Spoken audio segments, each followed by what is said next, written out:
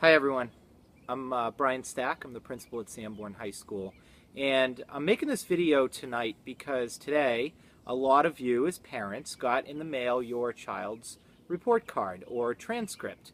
And I knew this because I got a lot of emails and Facebook messages and questions from people that called, just in general had, I think, a couple of questions. And I wanted to address both of those tonight for you. I think a lot of people are confused about some of the aspects of grading. I tried to write as much as I can about it, but I think sometimes the writing just gets too confusing, so I'm going to try this video instead. The first question that I get a lot is why we have to use this 4-point scale, why we can't just use a 100-point scale like you or I had when we were kids. And the reason for that is pretty simple.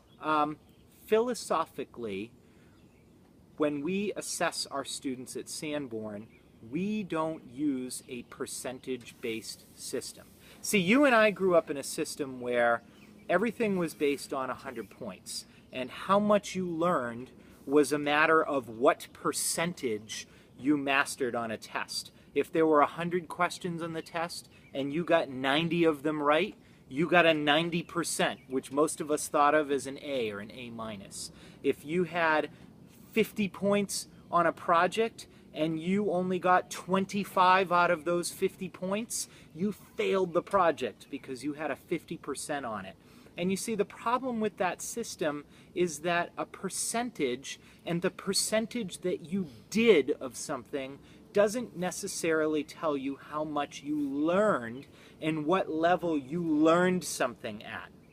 And you know, I'm going to try explaining it to you this way. Let's take this nectarine that I have here. If I were to put this nectarine in front of you and say, can you tell me how to score this nectarine? You probably wouldn't turn around and say, well, looks to be about a 93. You wouldn't do that because you would have no concept of how do I actually grade a nectarine. If I said to you, tell me if this is a poor nectarine, a fair nectarine, a good nectarine, or a great nectarine, now we could have a conversation about that. Because you and I could actually determine, well, what makes a nectarine a good nectarine? What would actually bump a good nectarine up to the level of being a great nectarine?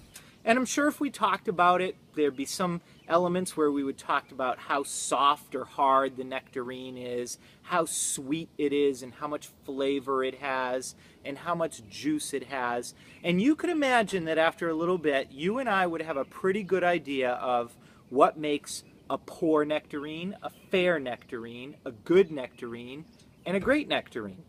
And then we would be able to know, from here on out, we'd be able to go grade nectarines, and we'd be pretty consistent. That's what our teachers do with your students and their work. They sit down together and they figure out what poor, fair, good, and great look like. We don't use those words. We call them limited proficient, basic proficient, proficient, and exemplary, but it's the exact same concept. And if you could take those 4 grading scales, those grade values, you could assign them numbers. 1, 2, 3, 4. Poor, fair, good, great. 1, 2, 3, 4. Now we're speaking some common language. It's easy for us to assess student work, and it's easy to be able to say to students, hey, your student work that you submitted was just fair. If you'd like to improve on it and make it good, the next level up, here's the difference between fair and good. And that's why we use a 4.0 scale, a rubric scale, instead of a 100-point percentage scale. So that's philosophically one question that we get a lot. The other question that we get is around GPA.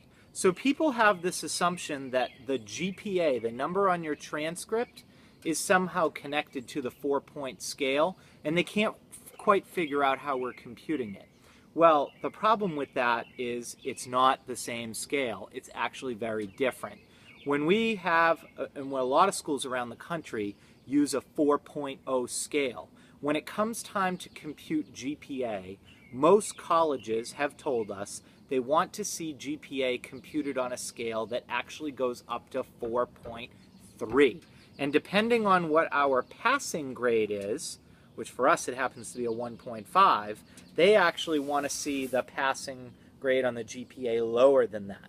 So we actually have to make a conversion, and I'll spare you all the details, but suffice it to say, we actually have a chart, it's filled out a little bit more than this, where we actually convert something from a 4.0 scale to a 4.3 GPA. And that we actually take every number in our scale that we give. A 4.0 becomes a 4.3, and we work our way all the way down until we get to our lowest grade, which is a 1.5, and that would convert to a 0.7 GPA. So, two things. One, we see a lot of value in using a 4.0 scale to report our grades instead of a 100-point percentage scale. The 4.0 scale, it's based on a rubric. It's based on standards where we can say this is poor, fair, good, and great.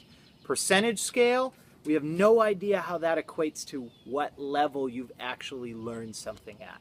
And the other thing, GPA, remember those GPA values are based on a scale that the colleges have asked for, where we convert our 4.0 grades to a 4.3 scale, so they shift a little bit.